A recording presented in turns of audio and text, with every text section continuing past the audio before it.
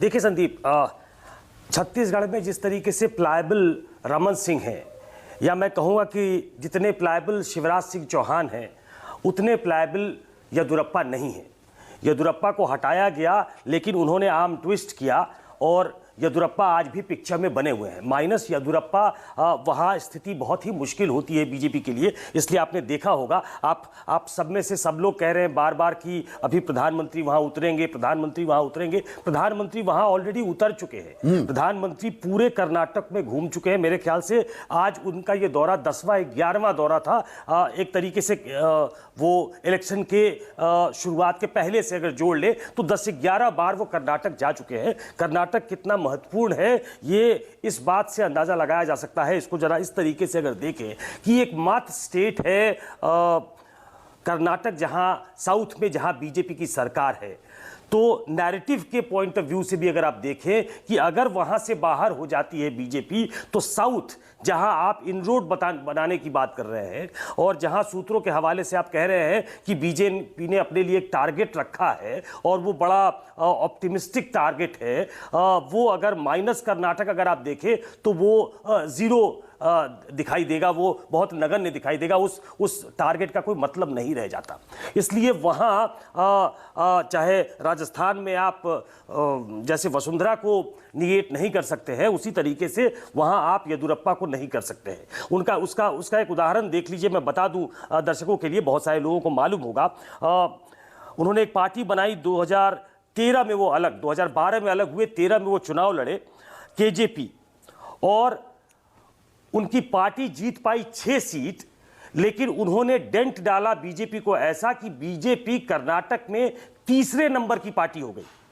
BJP 19.9% vote ले आ पाई। इसी के आसपास जेडीएस थी, करीब 20% के आसपास उसको वोट आया, और बहुत आगे हो गई थी कांग्रेस। तो ये फैक्टर कितने बड़े हैं येदियुरप्पा वो ये पहले दिखा चुके हैं। और हराने के बाद दरअसल उन्होंने कहा था कि बीजेपी को समझ में आ गया होगा कि येदियुरप्पा क्या चीज है। तो वहां, और मैं आपको पहली बार बताऊं कि पहली बार जब बीजेपी वहां जेडीएस के साथ मिलकर उसकी सरकार बनी थी, दोनों कोलिशन में गए थे और येदियुरप्पा ने शपथ ली थी, तब मैं बीजेपी के तमाम बड़े नेताओं के साथ वहां गया था, क्योंकि वो एक बड़ा जलसा हुआ था वहां, क्योंकि कर्नाटक में द्वार खुला, साउथ में द्वार खुला था। और तब उनकी पॉपुलैरिटी का आलम यह था कि मैंने उनके पोस्टर्स को दूध में नहलाते हुए उनके सपोर्टर्स को देखा था। तो कर्नाटक अपने आप में एक अलग स्टेट है, वहां इस तरीके से आप एक तरीके से बुलडोज नहीं कर सकते हैं स्टेट लीडरशिप को। इसलिए बड़े कॉशियस होकर प्रधानमंत्री उस स्टेट की तरफ देख रहे हैं। और क्या यही वजह है कि कांग्रेस ने, एक सेकंड के लिए रोक रहा हूं सुकेश, कांग्रेस ने 166 उम्मीदवारों की सूची जारी भी कर दी, बीजेपी ने अभी तक एक भी उम्मीदवार का ऐलान नहीं किया।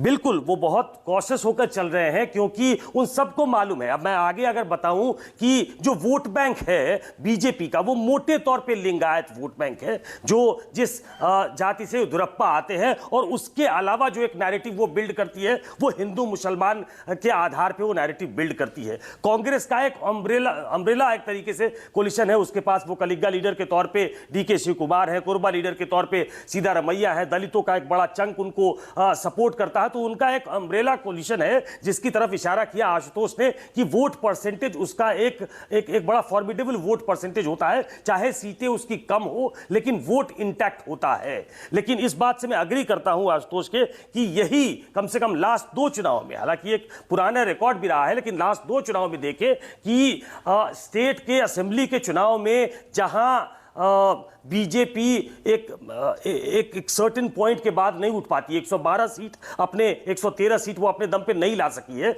लेकिन 2019 के चुनाव में तो 50% से ज्यादा वोट पार्लियामेंट्री चुनाव में मिले थे। तो वो अचानक से एक जंप आता है नरेंद्र मोदी के नाम पे।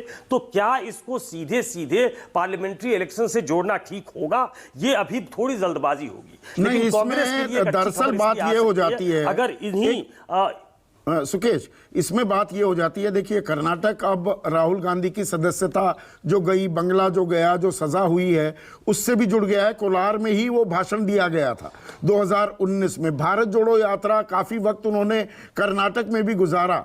तो जो संजय कह रहे थे कि कांग्रेस चाहेगी स्थानीय मुद्दे उठे, स्थानीय ही चेहरे हों, जो कांग्रेस के यहां पर खासम खास तथाकथित रणनीतिकार बैठे हैं वो ये मौका क्यों गंवाने देंगे कि ये राहुल गांधी की जीत है, राहुल गांधी का किया हुआ काम है।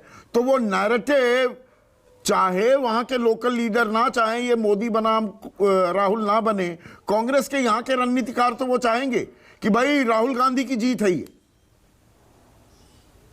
अगर ऐसा होता है तो नहीं, इस जीत को अगर वो जीतते हैं तो बाद में भी इस जीत को पेंट कर दिया जा सकता है कि राहुल गांधी की वजह से जीत हुई है, क्योंकि भारत जोड़ो यात्रा का एक बहुत बड़ा हिस्सा जो है वो कर्नाटक से होकर गुजरा था। तो ये कांग्रेस पार्टी मान चुकी है, वो इंटरनलाइज कर चुकी है कि सीधे सीधे नरेंद्र मोदी के साथ राहुल गांधी को स्टेट के चुनाव में खड़ा करना उनके लिए बहुत बेनिफिशियरी नहीं है, बहुत फेचिंग नहीं है। अभी अभी हिमाचल में के नतीजे उस बात के गवाह है। तो मुझे लगता है कि जो लोकल चुनाव है, जो स्टेट के मुद्दे हैं, उसमें कांग्रेस अपने आप को बहुत कंफर्टेबल स्थिति में पा रही है।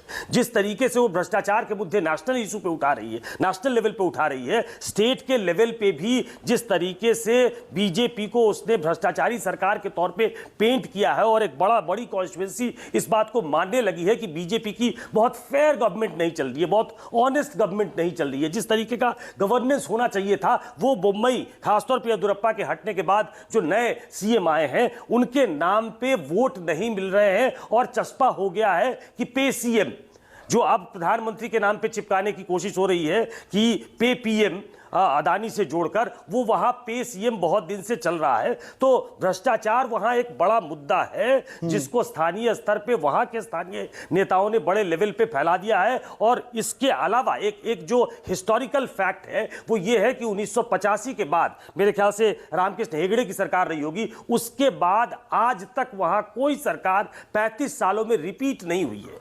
तो ये भी कांग्रेस को लगता है कि उनके पक्ष में जाएगा कि एंटी इनकम्बेंसी बहुत जोर की बीजेपी के खिलाफ है। एक हिस्टोरिकल जो फैक्ट है कि 35 सालों में कोई सरकार वहां रिपीट नहीं हुई है। एक अम्ब्रेला कोलिशन जो है कांग्रेस का, वो इस बार ज्यादा मजबूती से काम करेगा, इसकी भी उम्मीद है कांग्रेस को। कुछ वक्ता जो ये कह रहे थे कि वोकालिगा और लिंगायत मुस्लिम को हटाकर, उनका आरक्षण खत्म कर वोकालिगा और लिंगायत में जो बांटा गया, उससे बीजेपी ने शायद बेस अपना बढ़ाया है। मुझे लगता है कि उन दोनों को कन्फ्रंट, एक तरीके से कन्फ्रंटेशनिस्ट एटीट्यूड ले लिया बीजेपी ने, उसका बहुत फायदा नहीं हुआ है दोनों वर्ग। तो अभी बहुत सारे पेच हैं, पर इन पेचों में सुकेश,